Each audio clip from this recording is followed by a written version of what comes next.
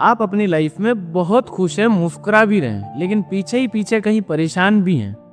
तो चलो आज इस परेशानी को खत्म करते हैं। जय श्री महाकाल में राजा अग्रवाल एक छोटी सी कहानी सुनाता हूँ। एक बार एक राज्य ने दूसरे राज्य पर आक्रमण कर दिया। अब इस राज्य के योद्धा के पास समय कम था, सैनिक कम थे और हथियार कम थे। तो इसने अपनी सेना को बुलाया और उनसे कहा कि अब रण में उतरने का समय आ गया है। हमारे ऊपर दूसरे राज्य ने आक्रमण कर दिया है। हम उनसे संख्या में बहुत कम हैं, उनके पास हमसे 10 गुना ज्यादा सैनिक है, 10 गुना ज्यादा हथियार है। तो इस योद्धा ने बहुत सोचा विचार किया, फिर इसने एक प्लान बनाया। इसने अपनी सारी सेना को, सारे हथियारों को एक जहाज में भर दिया और पानी के रास्ते उस रण में पहुंच गया जहां युद्ध होना था। सारे सैनिक जहाज से उतरे, सारे हथियार उतारे गए, सारे सामान उतार लिया गया।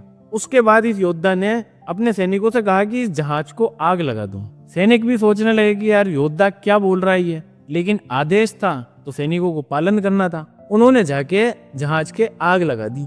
उसने फिर से अपने सैनिकों को आखिरी बार संबोधित किया और कहा, आप देख रहे हैं जहाज जल रहा है, अब अपने पास सिर्फ एक ही रास्ता बचता है और वो है युद्ध में लड़ने का और विजय प्राप्त करने का। पीछे जाने के सारे रास्ते जला दिए गए हैं, अब अपने पास पीछे जाने का कोई ऑप्शन नहीं है। उसके बाद युद्ध हुआ।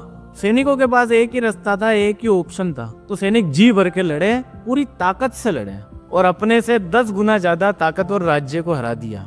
ये छोटी सी कहानी हमें बताती है कि पीछे जाने के सारे रास्तों को जला दीजिए और सिर्फ एक ही ऑप्शन रखिए और वो है सिर्फ जीत।